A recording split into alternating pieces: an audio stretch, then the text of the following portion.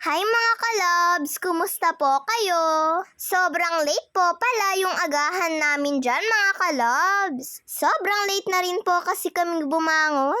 Nauna nga po pala kaming dalawa ni kuya na bumangon. Tapos siya na nga din po yung nagluto ng almusal namin. Hindi nga po kaagad nakatayo si mama dahil sobrang sakit nga daw po ng katawan niya. Paano? Ang dami-dami niya po kasing nilabhan nung isang araw. Natambakan po kasi si mama ng maraming labahin dahil ilang araw na rin po kaming walang tubig. Mabuti na lang po at day off po ni Papa.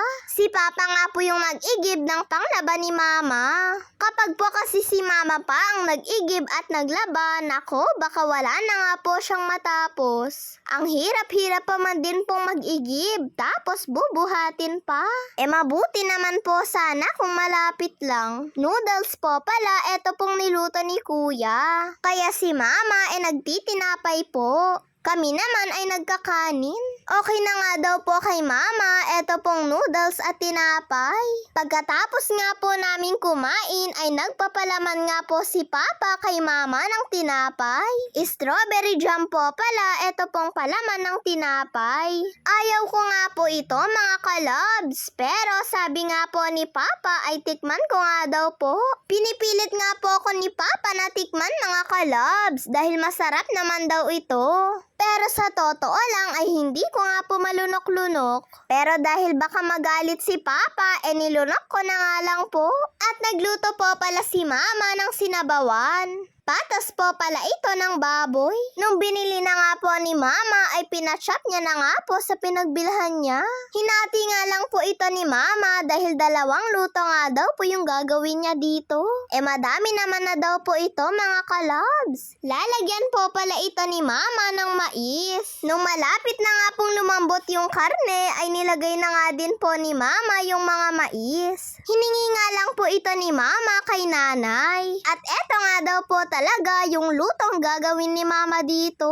4 na piraso po pala, eto pong mais. At nung naluto na nga din po yung mais, ay nilagay na nga din po ni Mama, eto pong saba. Nilipat nga lang po ito ni Mama sa malaking kawali dahil hindi nga daw po kasya sa una niyang pinaglutuan. At saka pinalambot niya nga lang din daw po itong karne sa pressure cooker. At pinanghuli nga lang pong nilagay ni Mama, eto pong mga repolyo. Tapos tinakpan niya nga lang po ito bago po haluin. At sa wakas mga kalabs, luto na nga din po itong niluto ni Mama.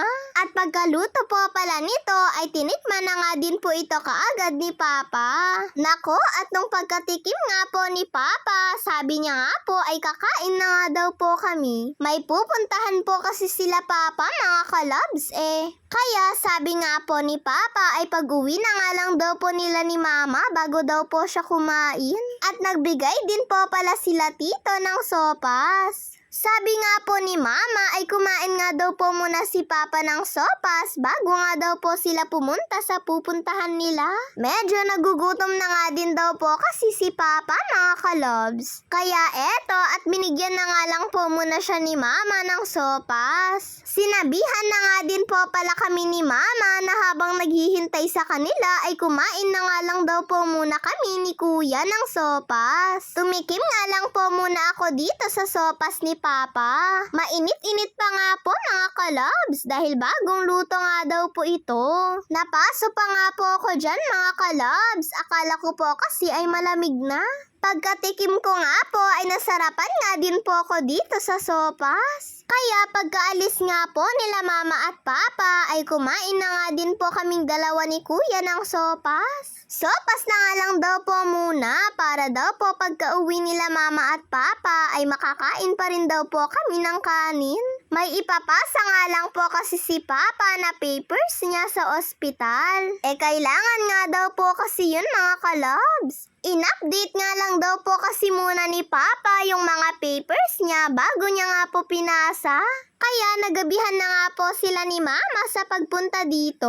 Bago nga po sila umuwi ay bumili na nga din po sila ng kailangan ni Papa. Habang nasa Tuguegarao nga daw po sila ay dinaanan na nga din daw po nila ito. Para bukas ay may magamit daw po kami. Eto, pagka-uwi nga po nila mama at papa, ay pinainit nga lang po kaagad ni mama yung sabaw. Tapos, tinulungan ko na nga din po si kuya sa paghahanda ng mga plato para po makakain na kami. Pinainit nga lang po ni mama ng konti yung sabaw para daw po kapag humigop ay medyo mainit pa rin daw po. O tara mga kalobs, kain na po tayo! Hindi ko nga din po alam kung ano pong tawag sa luto ni mama na ganito.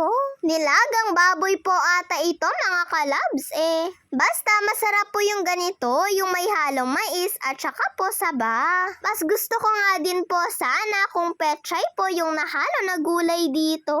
Mas malinamnam po kasi ang pechay mga kalobs para sa akin. God bless to all po!